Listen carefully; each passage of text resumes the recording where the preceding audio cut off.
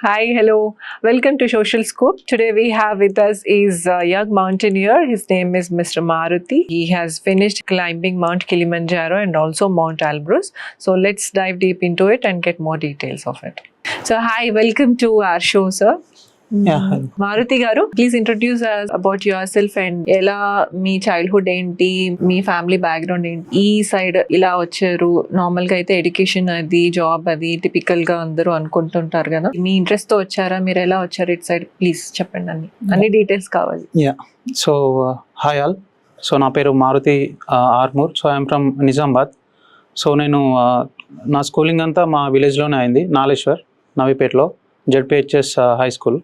So 1 to 10th and దాని తర్వాత నా కాలేజ్ మొత్తం బాసర్లో అయింది, IIIT Basara. So family background వచ్చేసి నాన్న వ్యవసాయ కూలి అండ్ అమ్మ వచ్చేసి బీడీ కార్మికురాలు. సో తమ్ముడు. సో మేము చిన్నప్పటి నుంచి మా డాడీ సౌదీలో వర్క్ చేశారనమాట, అక్కడ కూలీగా. సో నిజామాబాద్ ఇక్కడ సైడ్ నుంచి ఇక్కడ వర్క్ లేక వేరే దేశాలకు వెళ్ళి అక్కడ వర్క్ చేస్తూ ఉంటారు చాలామంది. సో అందులో మా నాన్నగారు కూడా ఒకరు అనమాట. సో నా స్కూలింగ్ అంతా అయిపోయిన తర్వాత నాకు 10th మంచి మార్క్స్ వచ్చి సో IIIT బాసర్లో సీట్ వచ్చింది. సో నా కాలేజ్ మొత్తం అక్కడే అయిందనమాట. That's an interesting thing actually. మీరు ఎడ్యుకేషన్లో చాలా బాగున్నారు. సో వాట్ ఇన్స్పైర్డ్ యూ, మీకు ఇటు సైడ్ రావాలని మీకు ఎప్పుడు అనిపించింది, మీరు ఎప్పుడు ఇటు సైడ్ ఇంక్లైన్ అయ్యారు? సో యాక్చువల్లీ నా 10th వరకు అయితే అప్పుడప్పుడు నార్మల్ చిన్న చిన్న కొండలు చూసినప్పుడు కొద్దిగా ఇంట్రెస్ట్గా అనిపించేది. సో దాని తర్వాత ఏమైందంటే నేను ఒక నెక్స్ట్ అప్పుడు మాకు ఇంటర్నెట్ ఉండేది కాకపోయేది, మొబైల్స్ అప్పుడు చాలా తక్కువ. So when I went into my college days, so అక్కడ మాకు ల్యాప్టాప్ ఇచ్చేవారు. సో మొత్తం మాది డిజిటలైజ్డ్ స్టడీ ఉండేది ఎక్కువ. సో దానివల్ల మేము ఏమైందంటే ఎక్స్పోజర్ ఎక్కువ ఉండేది. So study and come other activities ఉండేవి. సో దాంట్లో నాకు కొన్ని ఆర్టికల్స్ చూడడం వల్ల, సో ఇలాంటి చేయడం వల్ల నాకు మౌంటైనీరింగ్ అనేది ఒకసారి ఆర్టికల్ ఇలాంటివి కనిపించింది అనమాట. సో ఎందుకో ఒకసారి ట్రిగ్గర్ అయింది నాకు. So let's try like how it will be అన్నట్టు. సో నేను అక్కడ నుంచి స్టార్ట్ చేశాను, నా ఇంటర్ 2nd year నుంచి స్టార్ట్ చేశాను అనమాట. సో ఎక్కడ ట్రైనింగ్ ఇస్తారు ఎట్లా అన్నది ఇది కనుక్కొని సో నా ట్రైనింగ్ అనేది స్టార్ట్ చేశాను. దీనికి ట్రైనింగ్ కూడా ఉంటుందా? Yeah, of course. సో దీనికోసం నేను ఇక్కడ భువనగిరిలో రాక్ క్లైంబింగ్ స్కూల్ అని ఉంటుంది.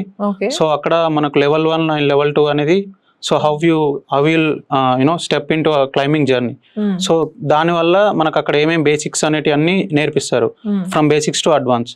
సో ఎలా క్లైంబ్ చేయాలి, ఆ సిచ్యువేషన్స్కి ఎలా తట్టుకోవాలి, ఎలా ప్రిపేర్ కావాలి, సో ఏదైనా మౌంటైన్ ఎక్కడానికి ఎన్ని రోజులు మీరు ట్రైన్ కావాలి, ఎలాంటి ఫుడ్ హ్యాబిట్స్ ఉండాలి మీకు, సో ఎంత కష్టపడాలి మీరు అనేది everything they will teach. Okay. So మీరు ఇమీడియట్ గా దాంట్లో జాయిన్ అయిపోయారా, తీసుకున్నారా, ట్రైనింగ్ తీసుకున్నారా? ఎన్ని రోజులు పడుతుంది ట్రైనింగ్ కి? యా, సో యాక్చువల్లీ నాకు ఈ థాట్ రాగానే మా పేరెంట్స్ కి చెప్పాను ఫస్ట్. సో ఏ పేరెంట్ అయినా సరే మనం ఏదైనా ఒక అడ్వెంచర్ దాంట్లకు ఇలాంటి ఒకటి కష్టతరమైన దాంట్లోకి వెళ్తే so they will not allow actually. So once I set this thought to my parents, so వాళ్ళు ఏం చేశారంటే they said no. So I went for 2 days hunger strike. Okay. So yeah, so after that only they'll realize okay నేను so గట్టిగానే ఉన్నాడు వీడు, so okay will allow him అన్నట్టు. So వాళ్ళు okay చెప్పారు. సో తర్వాత నేను అప్పుడు మా కాలేజ్లో హాలిడేస్ ఉండేవి అనమాట. So winter and summer holidays semester wise ఉండేది మాకు. సో అందరూ హాలిడేస్ కి వాళ్ళ ఇంటికి వెళ్ళి వాళ్ళు ఎంజాయ్ చేస్తే so I went on this training.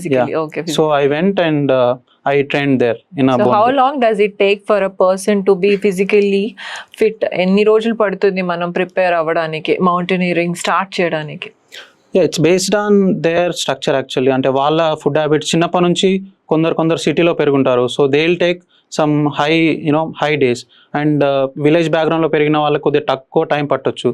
But course time అనేది level 1 level 2 అనేది ఒక 5 to 10 days అట్లా ఉంటుంది. సో దాని తర్వాత మన డైలీ లైఫ్ లో ట్రైనింగ్ అవుతూ ఉండాలి. లైక్ ఫుడ్ ఇలాంటివి తీసుకోవాలి, మార్నింగ్ రన్నింగ్, లైఫ్ స్టైల్ మొత్తం చేంజ్. సో మార్నింగ్ రన్ కి వెళ్ళాలి, సో ఇలాంటి అన్ని ఉంటాయి అన్నమాట. సో యా, టెక్నిక్స్ కి మనం అక్కడ ఇన్స్టిట్యూట్ కి వెళ్ళి మనం నేర్చుకోవాలి. So do you have to, how did you balance your studies and also mountaineering? Yeah, so you may have to compromise on any one of the thing. ఏదో ఒకటి మీరు కాంప్రమైజ్ అవ్వాల్సి వస్తుంది కదా.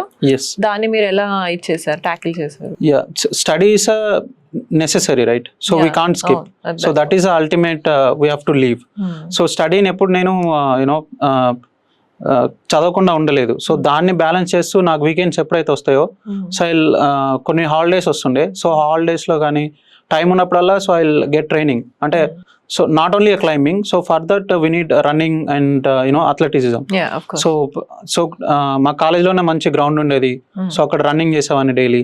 సో నాకు టైం ఉన్నప్పుడల్లా ఒక 2-3 days హాలిడేస్ వచ్చినప్పుడల్లా so I back to Bhuvanagir and I training తీసుకునేది. సో ఇట్లా so I'll balance those things. Okay, yeah. Good. So how much do you have to invest for your training? Forget about starting your mountaineering and all. Normal ga ipudu training ante of course meeru spend cheyalsi ostadi, and from the way you have told, financially kuda you were facing challenges. Yes.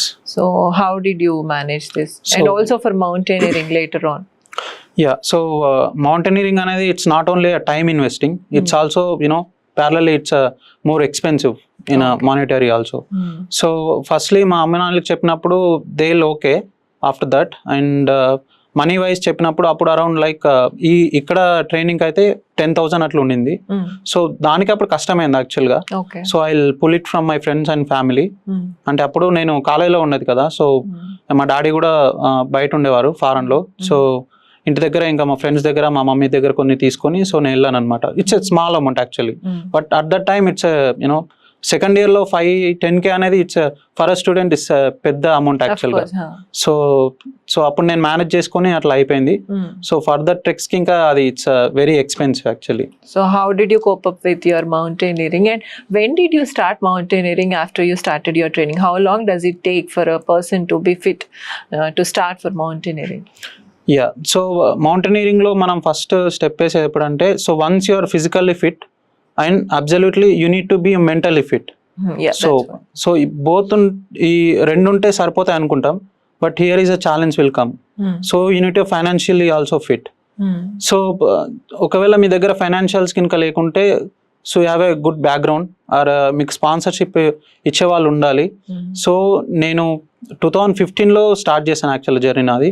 So ఇక్కడ normal amount తోటి అయిపోయింది, but so దీని తర్వాత next వెళ్ళేదానికి చాలా ఎక్కువ amount కావాలి.